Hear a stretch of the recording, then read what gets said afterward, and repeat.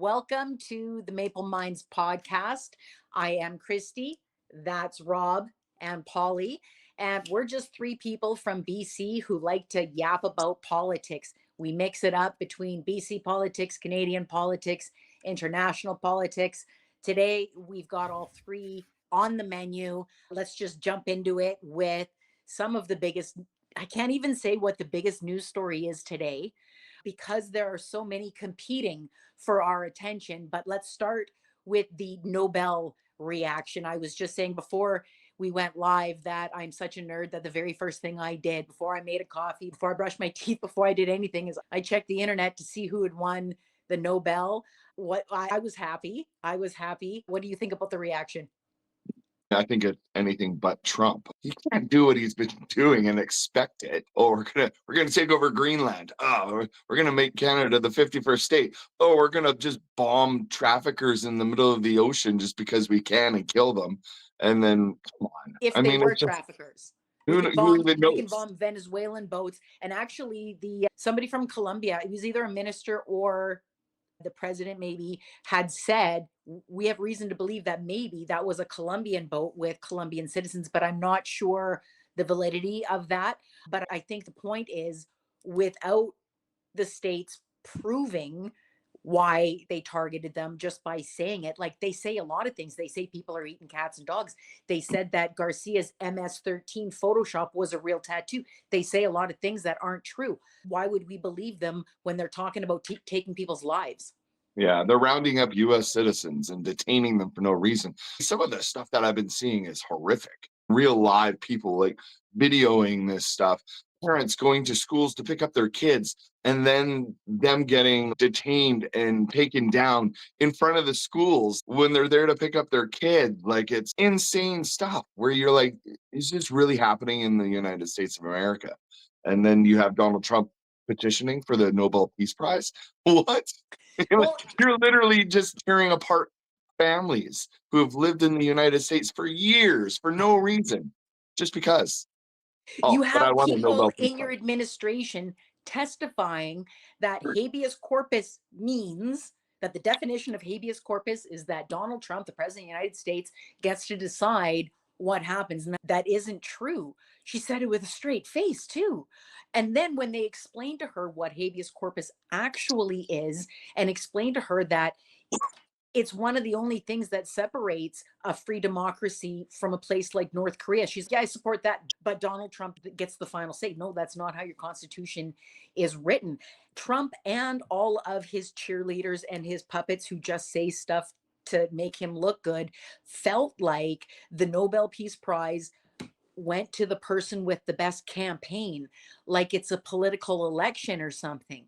And it isn't. It's, I saw the guy from Nobel talking about how many letters and how many phone calls and how many recommendations of people that they want to see. And he says, we don't consider that at all. And he said, we pick people with integrity.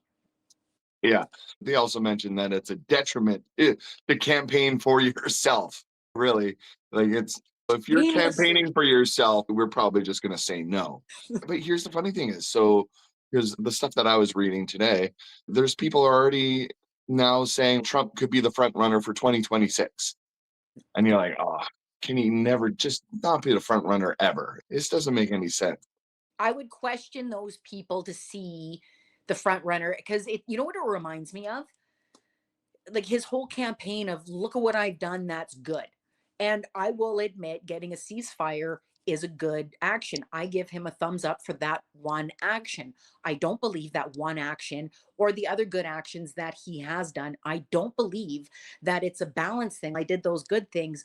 So the rounding up of all the people with brown skin and Spanish accents, putting them into vans to never be seen again, that part doesn't count. The part where I'm ignoring the Constitution, where I'm ignoring court orders, that part doesn't count because look what I did over here.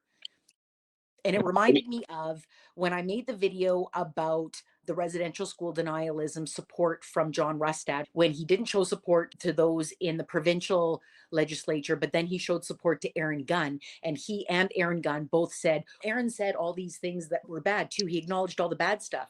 Great, good for Aaron. It doesn't erase all of the harmful shit stuff. Ah, I made it Yeah, 8 minutes. No, you didn't. Not You even. get It my says point. 5 minutes. It says 5 minutes, Christy. You had to call me out, eh? You had to call me. I knew it too. As soon as I said 8, I knew that was a mistake, and I I was was just like, going to roll come with on. it, but not you. I'm like, it hasn't been 8 minutes. Huh? So do you think? So here's the funny part is. So the other thing for the ceasefire in between Israel and Hamas, Trump's going over there and they're praising him for the ceasefire. I find it funny because what's actually on the table is what's been on the table for a couple of years now. And now they're signing it. And I go, that wasn't Trump that brokered that deal. What they're signing has been around for 2 years now. They're just now doing it. And a lot of people realize there's still an amounting pressure that's happening, especially against Netanyahu. He should be tried in the International Court of Justice. But people are saying that it was already there. The deal was there and it had nothing to do with Trump. I think we could argue that his influence perhaps nudged it, and I would never give him sole credit ever. And he is giving credit to, do you say Qatar or Qatar? I'm not sure how to pronounce that country.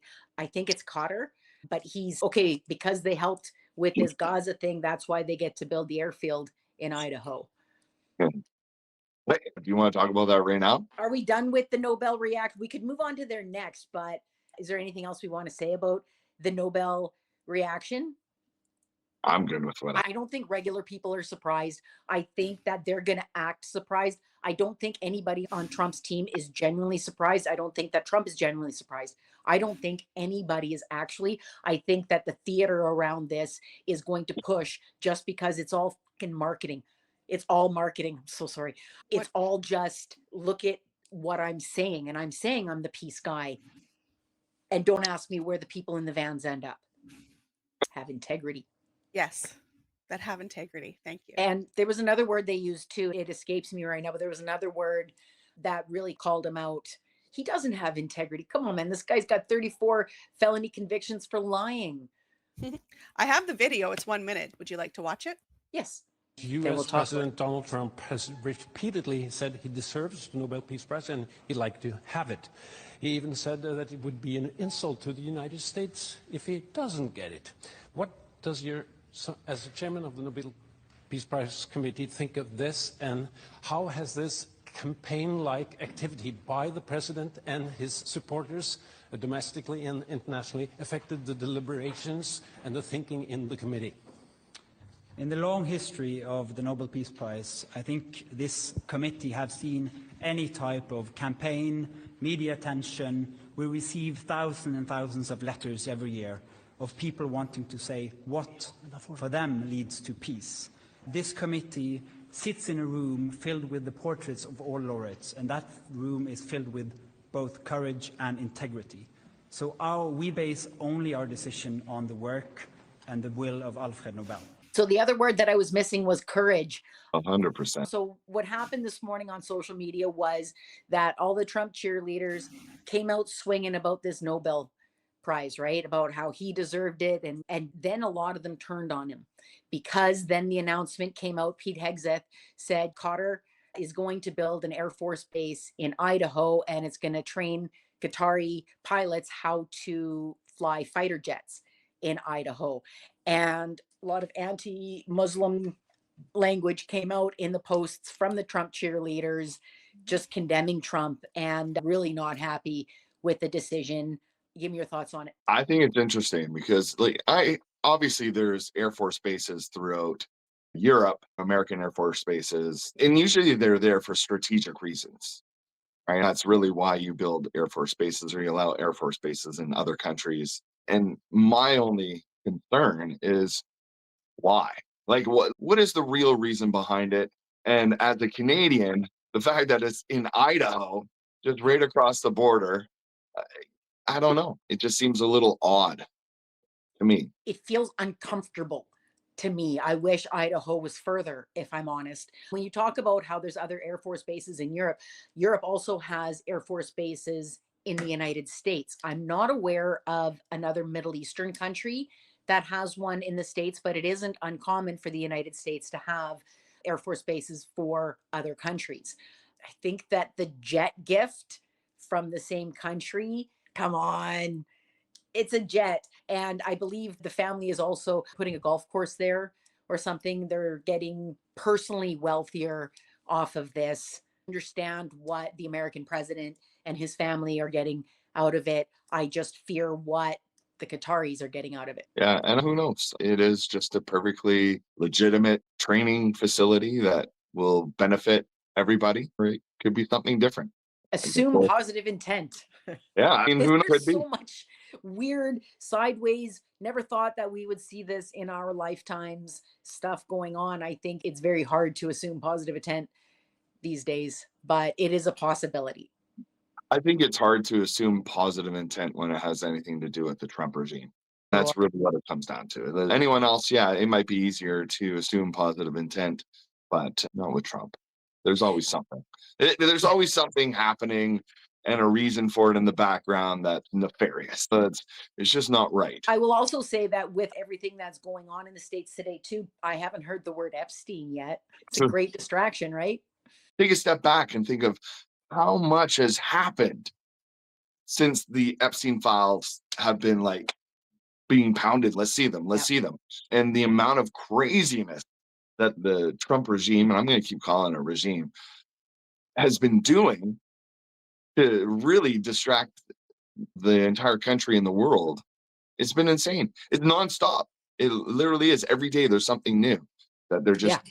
And that I think that would be happening anyways. I think if they weren't trying to cover up the Epstein files, which I do 100% believe they are covering up, I think even if they weren't doing that, their desire to slip into fascism and to make Trump the authoritarian dictator, I think they would have been throwing that much propaganda out anyways. I think that distracting from the Epstein is a positive that comes from that, but I think that action would be happening anyways because of the kind of he doesn't want to do the takeover, getting rid of courts and Congress and just being the king. He doesn't want to do that because of Epstein stuff, unless, and I did consider, I think a lot of people, and you can call me a conspiracy theorist if you want to, but I think a lot of people assume that they want to cover up what happened with Epstein because of the action against girls.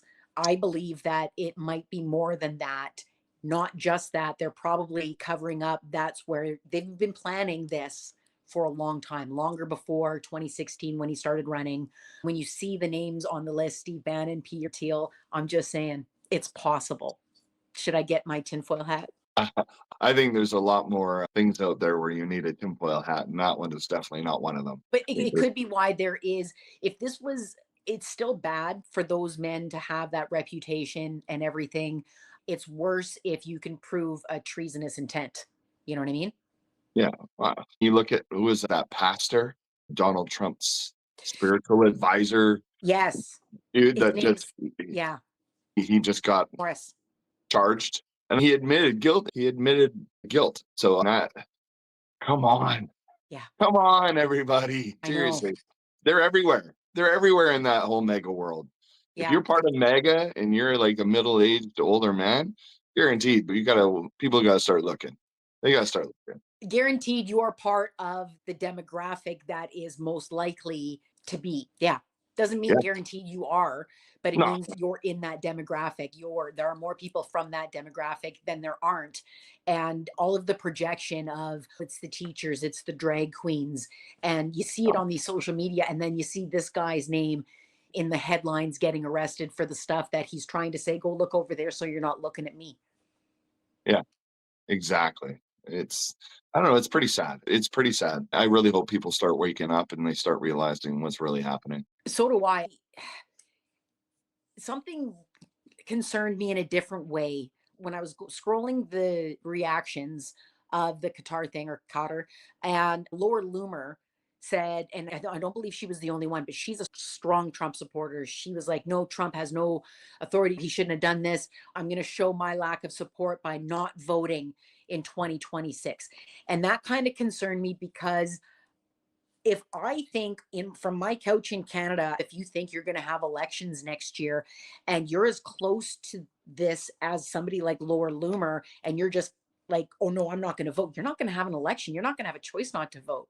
I can't believe that isn't being recognized more. I think it should be, honestly. Yeah. You think of just the games that they're already playing right now. All these games of shutting the government down, doing it, it's just another stepping stone. You think of where we've come so far just in 2025 alone. By the time 2026 rolls around, what does that See? nation look like? And it's going to have less protections on it because 2025 has been largely dismantling protections, Yeah. firing the people who would be in a position to protect and weaponizing other people who are supposed to protect you. If it isn't stopped, it does get worse. Americans are naive to think they're not even going to see midterms. I was really optimistic for a big change in the midterms.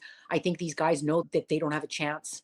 If you look at a lot of special elections that are happening all over the country, a lot of Republican seats, that have been red for a very long time are flipping. I think that they can see the writing on the wall and they're like, nope, we're not going to take that chance. I also think that this is reflected in how we see their secretaries testified. They don't care. No, nobody cared that Christie Nome, Secretary of Homeland Defense, didn't know what habeas corpus is. Nobody cared that the Attorney General purposely did not answer a single question. Instead, she read one of two quotes that were written on her files. And the other thing that was written on her files was different insults to throw at the people who were going to question her. The way that they are able to act like this is because they aren't afraid of anybody else, of any other Democrat becoming in power down the road at all. Otherwise, they would be more careful. Do you disagree? No, I think that is, we should have seen these signs when all hell breaks. Yeah, we should have seen these signs back in 2025. That's one of the signs where they're acting with impunity. Like they're Yeah. literally doing whatever they want and they're not afraid. They're not afraid of anyone or anything. And for me, that feels they know something we all don't know. They've got this feeling of protection. And if you think about it, in 2026, the elections happen and the House flips, all of that. They're in trouble. They're in some Oh, serious yeah. trouble, Oh, yeah. but they're not worried. And they're No, still pushing ahead with what they're doing. So for me, there's your sign. There's something going on. Something is absolutely. happening and they have zero Zero fear. concern. Yeah, Yeah. 100%. I remember something that happened once Trump won the election, like within the hour of Trump winning. I remember a lot of his cheerleaders on social media saying, okay, that's it. Like, you can't undo now. It's the ball is in motion. And I don't remember any of the exact quotes, but the overall feeling that I was getting from all of their posts was, okay, so the election win set something in motion that is not going to be able to be reversed. And they were all super calm, confident, not cocky, just okay, now that was our only obstacle. That was the only door that we had to unlock. The rest is gravy. And that concerned me. Yeah, there was a plan. They had a plan, Yes. and it's an extensive plan, and this is just the beginning. So it should I be, think should have been more reactive. I think when we talk about we should have seen this coming, we should have sounded the alarms as loud as possible in 2016 when we first started to hear him say fake news. It was exactly what the other guy did, like literally Lugenpresse, fake news. Do you know what else happened in 2016 besides Trump winning the election? I don't know if you know this. Mein Kampf started to be, did we talk about this already? About how nope. it started to be published again for the first time in 70 years. So what Mm, happens with publishing copyright is that copyright is bound for 70 years until after 70 years after the author's death. So the state of Bavaria took over the copyright so that nobody else was able to print Hitler's memoir and his really is blueprint for fascism. Chapter 9 propaganda, if you have a chance to do the Coles Notes version, just saying, very relevant to what's happening today. So in 2016, January 1st, 2016, the copyright runs out and they sold out immediately. I was dismayed at the demand for it. But after 70 years of telling people, oh, this is forbidden to read, I guess curiosity. I'm somebody who doesn't believe that censoring is the answer. I believe that challenging is the answer, but we're going to get off topic if we go there. We should get back to politics. yeah. You know what the interesting part is, and going to international politics, is the elections that happened in the UK and in France have all gone center left, and it wasn't expected. So there's now this growing sentiment out there that because of what's actually happening in the United States, a lot of other countries are responding in their elections, go away from the right because they're worried. Especially the one in France was odd to them because I guess it was at the conservative group was supposed to win. Yeah. And apparently after the first little bit, they're in third. So Yeah. they weren't even challenging. So I don't know. There's some glimmer of hope in the But world. the push, like this is their shot. This isn't subtle anymore. They're at full, I hope, full push. I hope it doesn't get harder than this. I fear that it does, but it's coming from like everywhere. And I remember when I was in New Zealand in 2018, we were having dinner with this couple and politics comes up. It doesn't matter where you travel in the world. When you sound like this, somebody comes up in American and then you talk about ever since 2016, Trump comes up. Every single country I've been at, and it comes up quickly. I remember the guy got really serious and he goes, do you guys get what's going on? Because it feels like you guys don't get what's going on. And that's really scary from our little corner of the world. We can see exactly where this guy is headed. And it is very concerning that North America doesn't seem to notice. And Yeah. it's happening in his country too. And it's happening in Australia and it's happening in UK. I remember asking somebody from the UK once, you don't really think Brexit is going to happen? That would be so bad for your economy. How can your country make such a bad economic decision? And the answer I got was, my country's racist. They're totally going to vote for that because their hatred of immigrants is stronger than their desire for a good economy. Sad. Yeah. Yeah. I think the other thing that is scary, and it's something that we can actually see already, is everything that Trump has done pushes the boundaries further and further Yes. to a point where a lot of people now, when you look back, you go, he crossed the line a long time ago. Oh, yeah. And the problem is, there's a lot of people that don't even know where that line started in the first place because there's a lot of stuff that has become commonplace. It's just normal. It's a new normal and they keep pushing that line further and further, and you have to wonder, that's just part of the plan, I'm sure, Oh, yeah. but that line that keeps getting pushed and that new normal one day is going to be unrecognizable to what it used to be. Yep, I totally And agree. And I think that the reason that they keep pushing, I think this is evidenced in the Comey and James indictments. They know that they have no cases. They know, but they're trying anyways with this insurance lawyer who's never prosecuted a case in her entire life. They can't find any prosecutors, but they're going to keep doing this. They're going to keep finding people to indict his enemies. They're going to keep pushing. They're going to keep fighting fights, even if they don't have a chance of winning, to make it the new normal.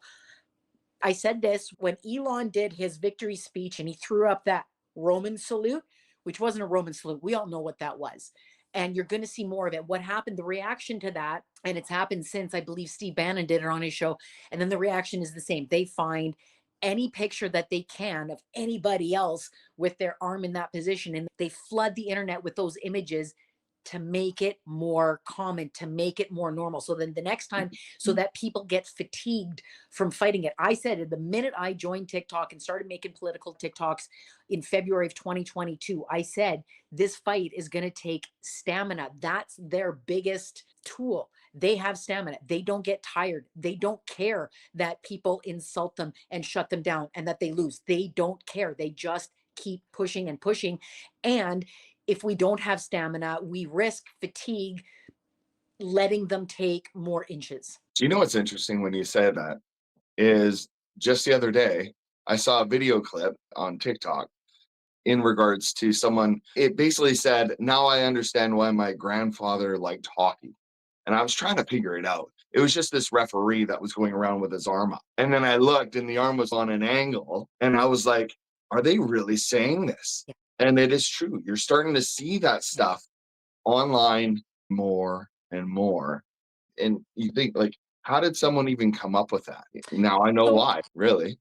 It all has to do with the propaganda. When I talked about Mein Kampf chapter 9, it talks about how the human memory is very short. And if you keep throwing new stuff at them, they're not going to remember to check. And I brought this point up before with all of the messaging that was around the vaccines. You don't have a chance to check if it actually makes you magnetic, because now you're worried that it's going to change your DNA. You don't even have a chance to check about the DNA because, well, now it gives you hepatitis. You don't have a chance to check that because now we're talking about 5G. Do you know what I mean? It's a fire hose of misinformation and you can't keep up. And that's intentional. And now we're not just seeing it with just conspiracies around one thing, we're seeing it with everything that's happening. He's throwing so much stuff, you don't have a chance to fight everything that's going on so that they can keep advancing. So you mean like circumcision is the reason for autism now? Oh my, here's the thing. All right, you want to talk conspiracies? When we first started, Oh no, it's not a conspiracy, no, Christie. I No, want they to came out and I they want to said it. bring up one. It's real, right? Isn't it? Listen, Tylenol and I want to circumcision. bring up a conspiracy. When I first started talking to people about the vaccine conspiracies, a lot of people told me this is a plan from the government to depopulate us. There's too many of us to feed. The government wants to depopulate us. So they made a vaccine that, I think I already brought this up the last show, that we all survived. And now they've got the guy who's saying that heroin made me a better student in charge of telling people that don't take any of these vaccines, don't circumcise. Do you know what I mean? They've got the worst possible guy giving medical advice to over 300 million people. Do you know While they who thought the that other things were going to depopulate us, when this is just so much more likely. Hey Christy, do you know what's interesting? Do you know another regime that was against circumcision? Is it a coincidence? Isn't that odd? The It's pretty playbook, interesting. man. And here's I the don't know thing. if that's the I'll just playbook, but it is kind of, it's just but it funny. A is. funny coincidence. Even going after the trans community is part of the playbook. It was one of the first things that he did. Our podcast people are not going to know what you did there with your finger. Oh, I made a reference to a leader in Germany in the 30s and 40s. That's it. There you go. I think we're on a good path here with talking about the playbook that America's using. We see a lot of cheerleaders for the American style, not just in the internet, but in our parliament. We see it in BC when we saw Tara Armstrong bring up the and the way that she pronounced Antifa is like nails on a chalkboard for me. The pedantic tone, Antifa. It was, and just say it. It's easy. The mocking tone, the immature. It's not a style I appreciate in our parliament. I wish that they would show a bit more decorum and professionalism. But I think that we have a problem with MAGA rot in our parliaments, both provincially and federally. What I still don't understand is how do these people not understand what Antifa is? Like, how do you not know what it is? It's not an organization. There's no leader. There's no hierarchy. It's an ideology. And it is based on an Being against anti-fascist movement. fascism. That's what it is. It's just based on an anti-fascist movement. And anyone who's sitting there attacking Antifa, you have to ask them the question, do you believe in fascism? And if they say yes, then it makes sense. And if they say no, then you're part of Antifa. You really are. That's what Yeah. it is. That's what If the you're movement against is. fascism, you're anti-fascism. Antifa just means anti-fascism. But what they're doing by making a boogeyman out of Antifa, they're sending a message. The bad guys are the ones that are trying to stop fascism, which just means that fascism is going to come a little bit quicker now. Mm-hmm. Yeah. I have the clip. When you're ready, let me know. Yeah. Here's the thing is, I get the Trump regime doing it. Because they are fascists. We see it. We see exactly what's happening. So I totally understand them attacking them and trying to make a boogeyman out of them. But in Canadian politics, for a Canadian politician to turn around and continue that narrative when it's not true, like I'm baffled. Yeah, we definitely need to see that clip because that's for anyone who hasn't seen it. It's disturbing to me. I find it disturbing. So here's the thing, and I just want to say this before we watch the clip. And I brought this up with Trump before, and you called BS on me and said, "No way, Trump knows that he's lying about the tariffs." Because I'm like, is it possible that this guy has just been convinced by somebody else that the other countries pay it, and you're like, oh, he knows he's lying. Is it possible that the Dallas Brodies and the Tara Armstrongs of our politics truly believe? Are they drunk on the Kool-Aid of this alternative reality that MAGA has created? And they do believe that there is this secret group of Antifa that's funded by the WEF who wants to make us have nothing and like it. And do you know what I mean? Do they believe the BS, or are they just helping enable it? Roll the clip and let's see what you think. So I'm playing it from this one because I think she edited out the claps, which I think is almost the funniest part. The funniest part is the claps, because it's only one clap. And we know it's Brody. Okay, go ahead. Rebel News shouldn't be allowed to be called Rebel News. Rebel News should only be allowed to call Rebel. They should not be allowed to have news in their name. Same with Fox. I'll die on that hill. Last night, the United States announced it would classify Antifa as a foreign terrorist organization. Antifa members are inciting and perpetrating violence in the United States, Canada, and around the world. Charlie Kirk's assassin was Antifa, and Antifa members celebrated his murder. Popular Antifa mouthpieces like Hassan Piker are openly calling for conservatives to be murdered, including a sitting U.S. senator. In Montreal, Antifa members brutally assaulted and broke the arm of Billboard Chris, who was 1BC's esteemed guest here yesterday in the legislature. In Vancouver, last Saturday, Antifa members marched in a demonstration with Sammy Doon, a listed terrorist organization. They wore masks, dressed in black, and flew the Antifa flag to intimidate the public. So my question to the Attorney General is simple. Will she, right now, right here in this House, condemn Antifa? Attorney General. Thank you, Mr. Speaker. I'll just start by saying that we're a government that's focused on bringing people together and not dividing them, and is focused on addressing the real issues that British Columbians are facing today. I want to talk about our steps that we've taken on terrorist organizations because of the Premier's leadership, that the Bishnoi gang was classified as a terrorist organization.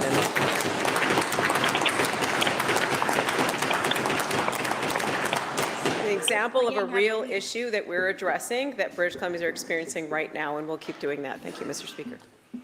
Member supplemental. With all due respect, Mr. Speaker, my question was not about that.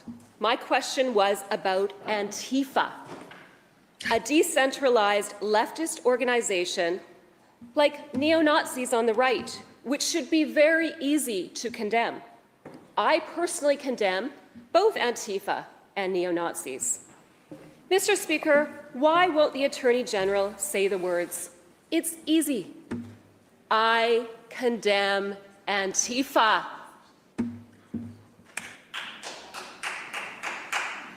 Thank you, Mr. Speaker. We condemn all forms of political violence. In fact, there were recent incidents of members of this House where they've experienced what we think is really unnecessary and unfortunate incidents of violence against their offices and threatening their people. These are the real issues that we're focusing on, that British Columbians are facing right now. And as I mentioned, the Bishnoi gang, another real issue that we're focused on today. This type of Trump-style politics that's coming to this House that isn't addressing the real issues that British Columbians are facing is really unnecessary and unwelcome.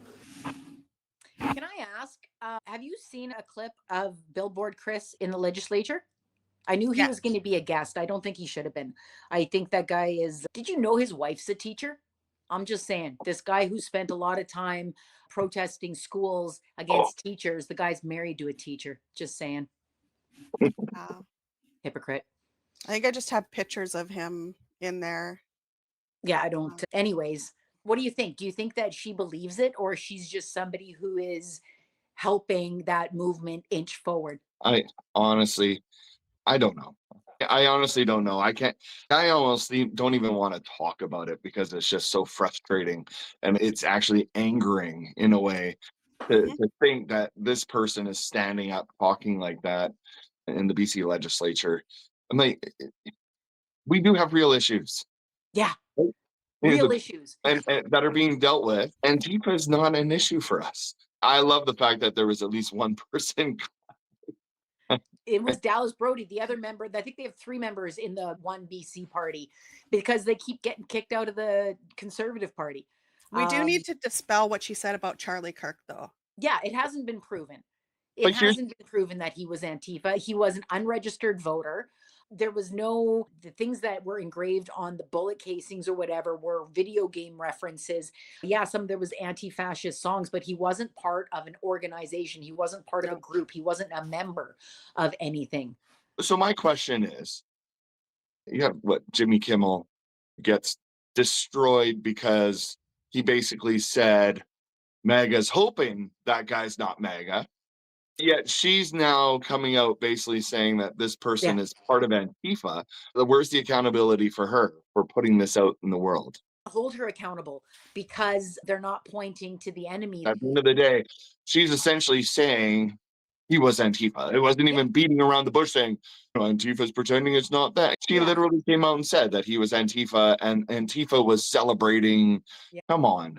Where's the Again, accountability? I think there are people who truly do believe in this boogeyman secret group of militant, masked, flag carrying Antifa members that are evil or whatever. But I think that the reason that boogeyman is being put out there is to get the message that Antifa is bad, being anti fascist is bad, in order to have less people stand up against fascism. Because there's not the amount of people who are standing up to it at a time where everybody should be standing up to it is alarmingly low.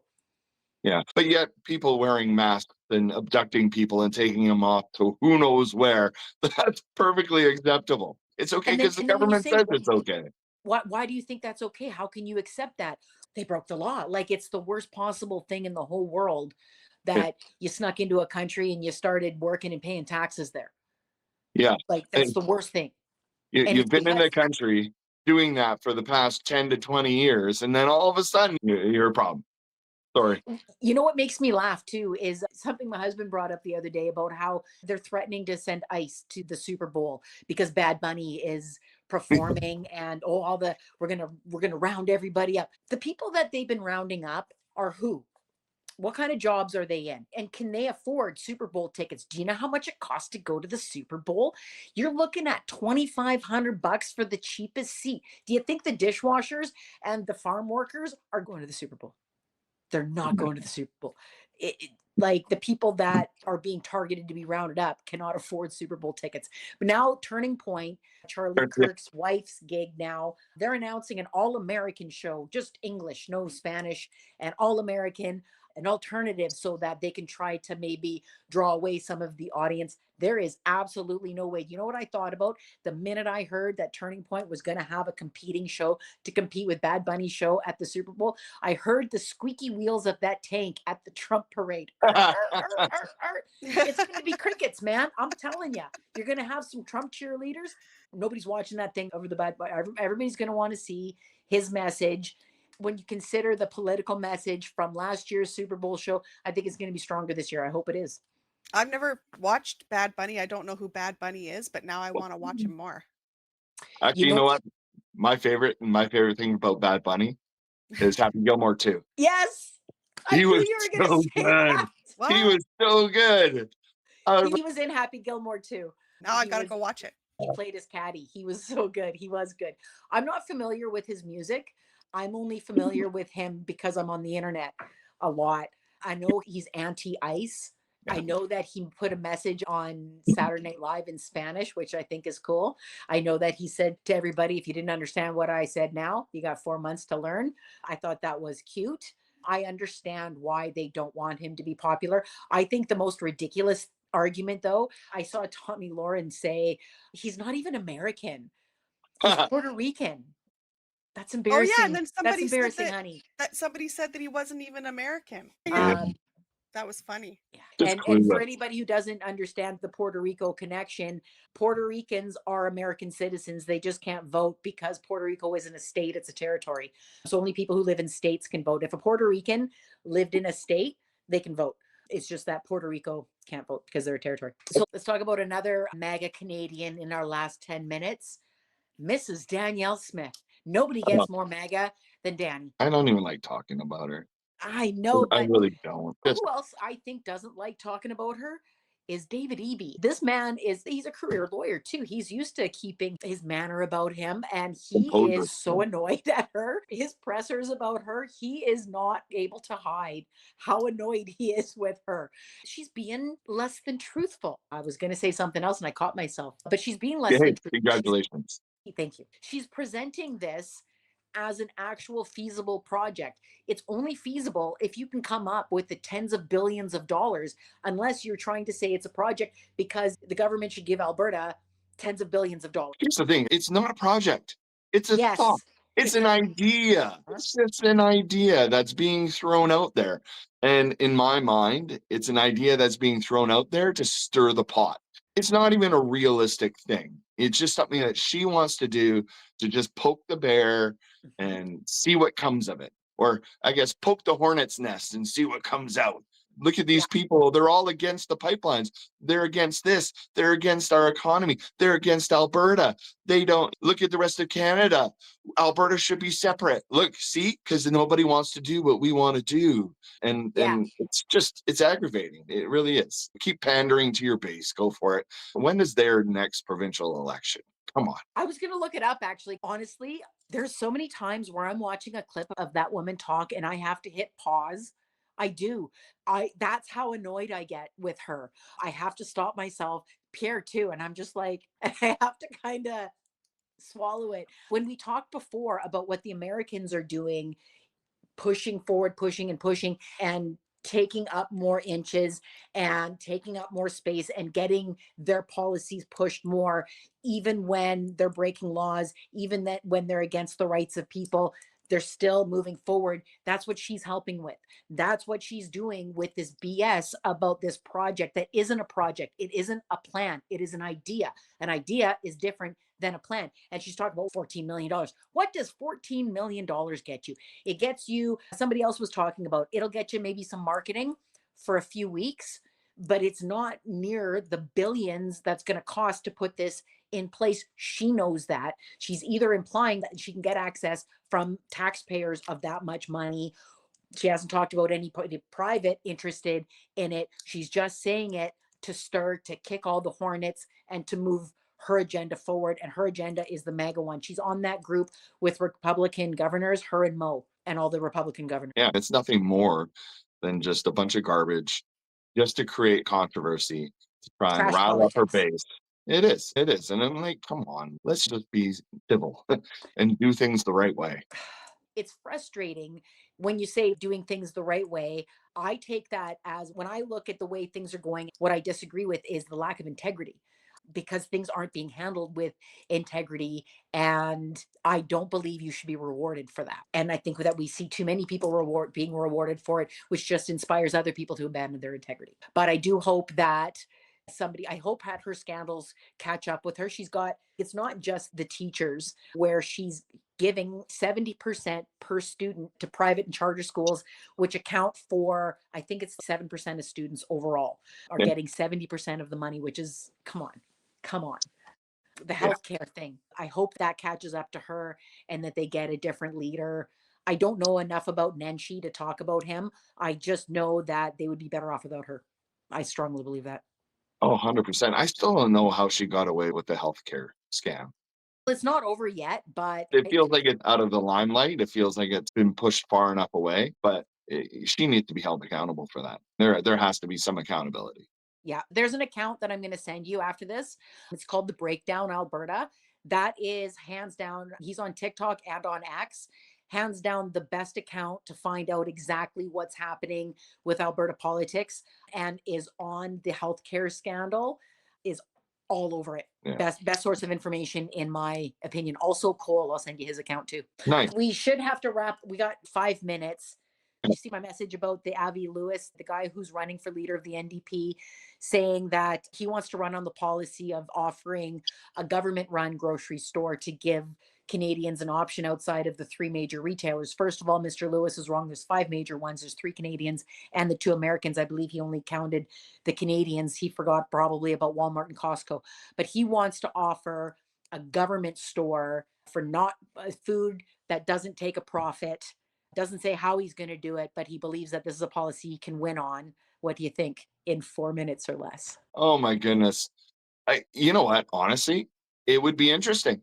I think if you have a government run grocery store that is going to basically be a nonprofit, get rid of, not have a CEO making tens of millions of dollars, you could lower those grocery prices to a decent level. You could almost sell them for at cost. You're not going to need a 20 to 40% markup on anything. Keep the lights on. So by So doing that, when keeping the lights on, there is a certain cost to selling food. So yeah, they would have to, that's what if I said. they're truly not going to take a profit on it, they have to figure out how much to mark it up to pay for all the labor, to pay for the refrigeration, to pay for the, even if they get crown land for Yeah. free in order to build these stores, there's still the costs involved. And would they just take over the stores, or would they also take over transportation and DCs too, distribution centers? Would they take over all of the supply chain, or just the end part that the customer sees? And how much are they willing to initially invest in that from taxpayer dollars until they're getting some? And you'd have to find the sweet spot of how much to mark food up, because Canadians, I don't believe, are going to trade off that, okay, I'll get my groceries for cheaper, but I got to pay a whole bunch of more taxes in order to pay for. I don't know what the sweet spot would be. I don't think it would actually cost a lot of money to get it set up. I think if you started a few grocery stores in some major centers, I don't think the cost would be as high as what we might think it would be, especially if you're going bare minimum. Yeah, would you need to set up your own DCs? Would you need to set up your own transportation? But therein would create more jobs, essentially more government jobs, maybe. And obviously, you can look at it, it's going to make money as long as that money goes back into the infrastructure, maybe building more grocery stores, doing things. I think anything that can compete down in the United States, the one thing is there's a ton of competition.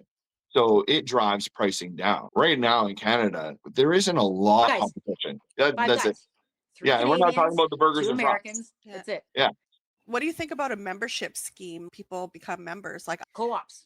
I They would have co-ops. I don't believe that as many Canadians are aware of co-ops as an option to one of the major five, because they're not talked about. They're never talked about in media, whereas the other grocers are always talked about in media, out of sight, out of mind. I agree that competition is the answer. That's what I would predict. If I'm in charge of the government, instead of making my own stores, I would just bring in more competition, and I would give the Competition Bureau some teeth and some spine, and I wouldn't let them allow the bigger guys to keep gobbling up the smaller guys so that they can get even bigger, so that we're only five guys, because eventually then it's going to be only four guys, and then only three guys, and so on. Yeah, it's funny that you touched on that because honestly, before even thinking of a government owned and run grocery empire, I would look at say like a company like Aldi, letting Yes. Aldi come into Canada.